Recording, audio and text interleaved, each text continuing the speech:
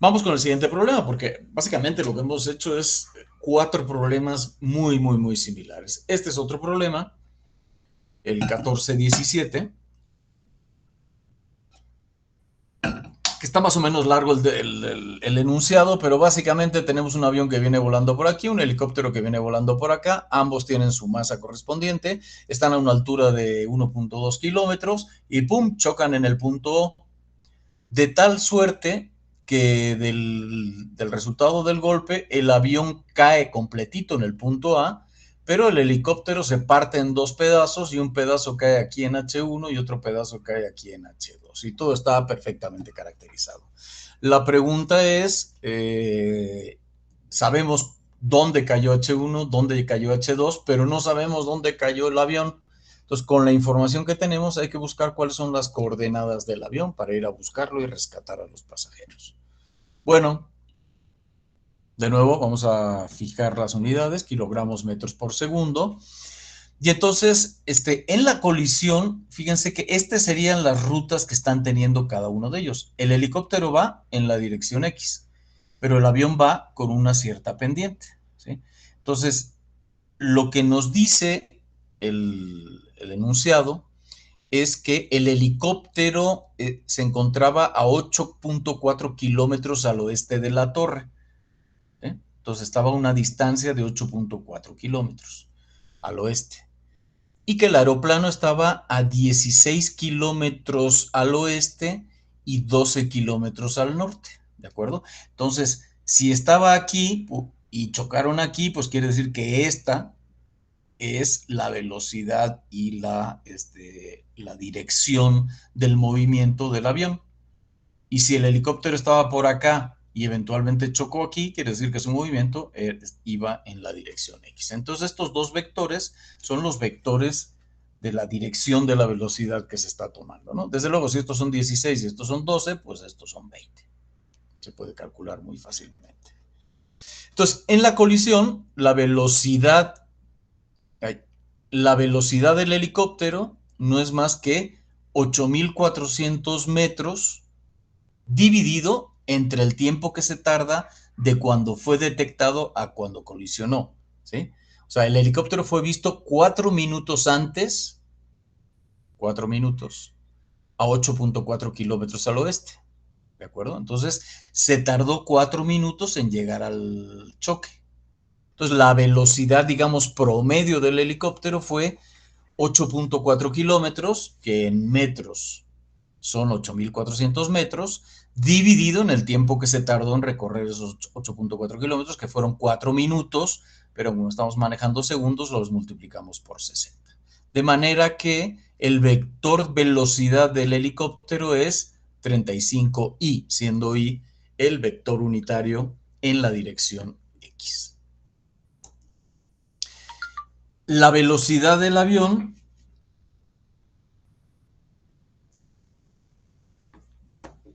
pues es esta de acá, ¿de acuerdo? Entonces sería 16, o sea, aquí sería en la dirección, ¿cómo se llama? La componente horizontal, o la componente en X, perdón, de la velocidad, porque todo esto es horizontal, recordemos que esto es visto desde arriba. Entonces, la componente en X sería 16 kilómetros dividido entre el tiempo que se tardó en recorrer esa distancia, que es 4 minutos. ¿Sí? Entonces serían 16.000 entre 4 por 60. En la dirección X. En la dirección Y, la velocidad, ¿cuánto fue? 12 kilómetros dividido entre el tiempo que se tardó, que es 4 por 60, pero con signo menos porque va en sentido opuesto al eje Y que nos plantea el enunciado. Y por J, que es el vector unitario en la dirección Y. Y estos serían los valores obtenidos. Esos serían las velocidades en la colisión. Ahora, ¿cuál es la velocidad del centro de masas en el instante cero de la colisión? Es decir, cuando el tiempo es igual a cero. Es decir, una vez colisionan, ¿sí? O sea, este helicóptero viene por aquí y este avión viene por acá, ¡pum!, en el punto O chocan. A partir de que chocan, vamos a empezar el contador o el temporizador del tiempo, ¿de acuerdo? Entonces, a partir de ahí vamos a decir que el tiempo es cero. y que los pedacitos se separaron y que van a tardar un cierto tiempo y van a recorrer una cierta trayectoria hasta caer al piso, ¿sí? Entonces tenemos dos grandes etapas o instantes, ¿sí? Tenemos el tiempo, digamos, el periodo de tiempo anterior a la colisión y el periodo de tiempo posterior a la colisión. Entonces, vamos a ver la velocidad del centro de masas justo cuando colisionan, ¿sí? Entonces, justo cuando colisionan, la velocidad del centro de masas, pues va a ser este vector, ¿de acuerdo? Que le llamamos vector del centro de masas. ¿Ve? No sabemos cuál es. Lo que sí sabemos es cuánto vale la masa total. La masa total es la masa del avión más la masa del helicóptero. Entonces, la masa total por el vector velocidad del centro de masas debe de ser igual a la suma de las cantidades de movimiento, es decir, de las masas por las velocidades de cada uno de los vehículos. Entonces, sería la masa del avión por la velocidad del avión más la masa del helicóptero por la velocidad del helicóptero. Bueno, la masa total es 4.500 kilogramos, ¿sí? Es 1.500 más 3.000. Recordemos, cuando estamos en sistema internacional, si no dicen nada es que kilogramos se refiere a masa, no a fuerza. La masa del avión es 1.500, la velocidad del avión justo en el instante de la colisión, pues la acabamos de calcular, ¿sí? Es esta de acá, la ponemos aquí. La masa del helicóptero son 3.000, la velocidad del helicóptero también la acabamos de calcular, es 35i, y ya tenemos esta expresión. Entonces, la velocidad del centro de masas justo a la hora de colisionar es esta de aquí. Ahora vamos a analizar el movimiento tras la colisión, es decir, una vez colisionó el avión y el helicóptero, ¿cómo fue el movimiento? Y básicamente lo que tenemos es una caída libre, ¿sí? Tenemos una caída libre.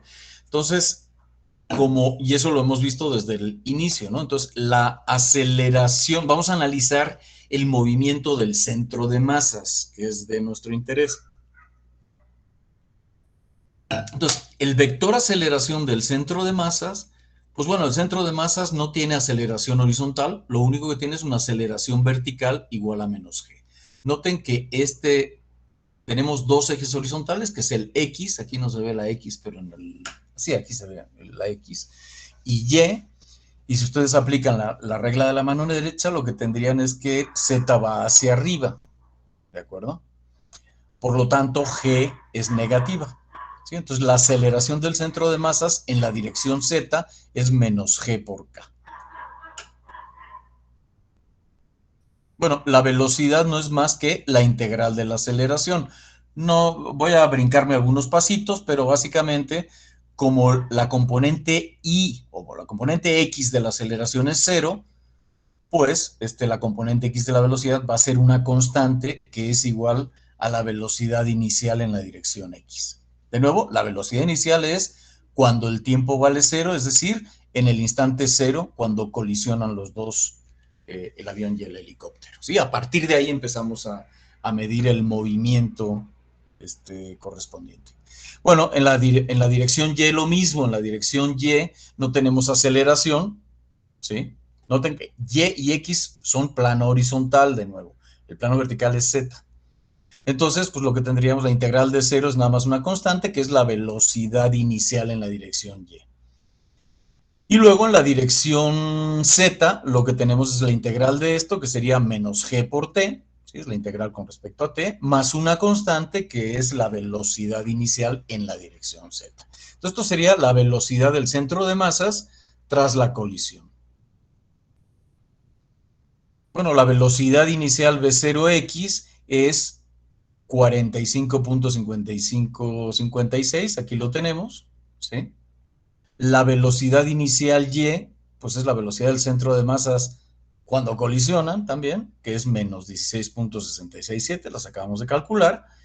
Y la velocidad inicial en Z es 0. ¿Por qué? Porque los dos van volando horizontalmente, no van volando verticalmente. Entonces, lo único que tenemos es una velocidad puntual horizontal que tiene una componente en X y en Y, pero que no tiene una componente en Z. Entonces, la componente en Z de la velocidad inicial es 0. Y esta sería entonces la velocidad del centro de masas. ¿Cuál es la posición del centro de masas? De nuevo, integramos. Entonces, la integral de 45 punto no sé cuántos con respecto a t es 45 punto no sé cuántos por t, más una constante, que sería la componente x de la posición inicial del centro de masas. En la dirección y lo que tenemos es la integral de menos 16.66 con respecto a t, que sería menos 16.66 por t, más una constante que va a ser posición, la componente y de la posición inicial del centro de masas. Y algo totalmente análogo hacemos para la componente z, nada más que la integral de menos gt sería menos 0.5 gt al cuadrado, ¿sí? Más una constante que es la posición inicial en z. Sabemos que la posición, bueno, si nosotros estamos fijando x y y en el punto de la colisión y estamos fijando el origen, digamos, estamos fijando tanto x y y en el terreno, ¿sí? Lo podrían fijar a la altura de la colisión. Yo lo estoy fijando en el terreno. El resultado tiene que dar lo mismo, ¿no? Entonces, en el punto de la colisión, que es el punto instante t igual a 0, x y y valen 0. Por lo tanto, esto vale 0 y esto vale 0. Sin embargo, z vale 1200 metros. ¿De acuerdo? Por lo tanto, la altura R0Z es 1200. Bueno, ¿qué sucede cuando los pedazos impactan al suelo? Bueno, lo que sucede es que en ese instante la componente z de la posición, ¿cuánto vale? 0. ¿De acuerdo? Recordemos, estoy fijando yo x y y están en el terreno. Por lo tanto, si suponemos que el terreno es plano, desde luego, estamos hablando que cuando colisionan las partes en el terreno, en ese momento, la componente z de la posición del centro de masas, pues tiene que ser 0. Entonces, 1200 menos 0.5 gt cuadrado tiene que ser 0. Despejamos y quiere decir que a los 15.64 segundos de la colisión, los pedacitos caen al suelo. O por lo menos el centro de masas. El centro de masas es, desde luego, un punto ficticio. No existe físicamente el centro de masas. Es básicamente una herramienta de cálculo. Bueno, entonces la posición del centro de masas y ese que no me acuerdo qué significa, no me acuerdo en el impacto al suelo, ¿sí? Cuando impacta en el suelo, ya me acordé, es igual a 712.5436i, es decir, lo que estamos haciendo es el vector posición, ya calculamos para qué tiempo caen al suelo. Bueno, pues entonces sustituimos este tiempo aquí y quedaría 15.64 por 45.55, 712 punto y fracción. 15.64 por menos 16.66 nos da menos 260.68, no sé cuántos. Y aquí si sustituimos y ya 1200 menos 0.5 por g por t al cuadrado, pues nos tiene que dar 0, porque esto fue el punto de partida para el cálculo de t. Entonces ya ni lo pongo, ¿de acuerdo? De todas maneras se calcula, es bueno calcularlo, pues para verificar que en efecto estén bien los datos, ¿no? Tiene que dar 0 y en efecto da 0. Bueno, ya tenemos cuánto vale el vector posición cuando está del centro de masas, cuando se impacta en el suelo. Y entonces lo que podemos hacer aquí es que, bueno, eso sería el vector posición del centro de masas. Y por definición, lo que tenemos es que la masa total por el vector posición del centro de masas es igual a la suma de las masas de las partículas por sus vectores posición, ¿sí? Eso es por la definición del centro de masas. Entonces, la masa total, que es masa del avión más la masa del helicóptero, por la posición del centro de masas a la hora del impacto, es igual a la masa del avión por la posición del avión a la hora del impacto, más la masa del pedacito 1 del helicóptero por su posición a la hora del impacto, más la masa del pedacito 2 del helicóptero por su posición a la hora del impacto. Casi todo esto lo tenemos, ¿sí? La masa total es 4.500. El vector posición del centro de masas lo acabamos de calcular aquí arriba, que es esto de aquí. La masa del avión es 1.500. Su posición cuando impacta es lo que estamos buscando, ¿sí? Estamos buscando, queremos localizar dónde está el avión. Bueno, vamos a decir que es RAX por I más RAY por J, ¿de acuerdo? Y eso es lo que tenemos que calcular, de hecho. La masa del helicóptero es 1.000, el RH1IS, pues nos lo dieron aquí, ¿no? Que H1 se encuentra en 500 menos 100. Bueno, pues aquí está 500I menos 100J. Y que H2 se encuentra en 600 menos 500. 600I menos 500J por su masa del pedacito 2, que es 2.000 kilogramos. Simplifica, bueno, despejando RAX, o sea, despejando en la componente, o sea, dividimos en dos componentes. La componente I, ¿sí? Entonces sería esto, todas las componentes I, y despejamos RAX y nos da 1004.30. Y también la componente Y, igualamos la componente Y del lado izquierdo de la igualdad con la componente Y del lado derecho de la igualdad, despejamos RAY y nos da menos 48.73 metros. Estas serían las coordenadas del punto A. Que pues si se fijan, pues el dibujante lo dibujó pues, con bastante cercanía a lo que nos dio el resultado. No sé si hay alguna duda en este problema.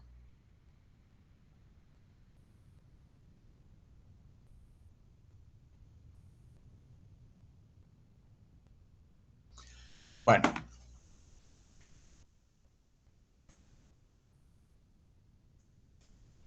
el siguiente problema es un juego de billar donde tenemos una bola, ¿sí?, que avanza con una velocidad de 0 y choca con las bolas B y C, las cuales están en reposo inicialmente y están alineadas así. Estas son las posiciones, ¿de acuerdo? Sabemos que después del choque las tres bolas se mueven en las direcciones señaladas, es decir, esta bola después del choque, digamos, antes del choque esta viene con velocidad B0 por aquí y estas dos están detenidas. Después del choque, esta se va para acá con una velocidad BA, esta se va para acá con una velocidad BC y esta se va para acá con una velocidad BB. Sabemos que B0 es 12 pies por segundo y que BC es 6.29 pies por segundo. Hay que determinar la velocidad de A y B después del choque, claramente. De nuevo, manejamos pies y segundos. Vamos a suponer que las bolas tienen la misma masa M. No lo dice el enunciado, pero pues es medio obvio, ¿no? Entonces, la conservación de momento lineal en X va a ser la masa por la velocidad en X inicial, ¿sí? La velocidad inicial en X, ¿qué es? Es B0 por el coseno de 30, ¿sí? B0 habíamos visto que era 12 pies por segundo, entonces 12 por el coseno de 30, positivo porque va hacia la derecha, multiplicado por la masa, debe de ser igual a la cantidad de movimiento después del impacto, ¿sí? Que va a ser igual a la masa de la misma pelota A. Fíjense que la única contribución antes del impacto es de la bola A, ¿de acuerdo? Después del impacto ya las tres se mueven, por lo tanto las tres contribuyen. Entonces tendríamos la bola A, que es masa, que es la misma masa que todas, por 6.29 por el coseno de 45. Bueno, esta sería de la contribución de la bola C, ¿sí? Sería la masa por 6.29, que es la BC, por el coseno de 45, la dirección X, más la masa por la velocidad A por el seno de 7.4, más la masa de esta pelota por la velocidad BB por el seno de 49.3. Sí, estamos considerando todas las componentes en la dirección X. Después en la dirección Y es algo parecido, sería la masa de la pelotita, bueno, la masa de las tres pelotitas es igual. Entonces tendríamos B0, que es 12 por el seno de 30, con signo positivo porque va para arriba, debe de ser igual a DC, que es, perdón, la masa C por la velocidad C, que es 6.29 por el seno de 45, más la masa de la pelota A por BA por el coseno de 7.4, menos, porque va hacia abajo esta componente, BB por el coseno de 49.3 por su masa. Bueno, eliminando las masas, porque aparecen en todos los lados, y no eliminamos las masas, nos quedan estas dos expresiones. Y aquí trabajamos para, ¿qué hacemos? Ah, sí. Lo que estamos haciendo acá, déjenme ver. Ah, ya. La primera ecuación la multiplicamos por el coseno de 49.3 toda, y la segunda ecuación la multiplicamos por el seno de 49.3 toda. ¿De acuerdo? Fíjense, aquí es 12 por coseno de 30 por el coseno de 49.3. Y del otro lado 6.29 por coseno de 45 por el coseno de 49. Es decir, multiplicamos por coseno de 49.23 todos los términos, y en la segunda ecuación multiplicamos por el seno de 49.3 todos los términos. ¿Para qué? Pues para eliminar la BB, ¿sí? Ahora sumamos ambas ecuaciones y este término con este término se eliminan, y lo que tenemos es que BA nos da este chorizototote, que finalmente nos da 6.046 pies por segundo. Si sustituimos en alguna de las bonitas expresiones anteriores, de preferencia una de estas dos, podemos obtener BB, ¿sí? Pero no me acuerdo en cuál sustituí, creo que en la de arriba.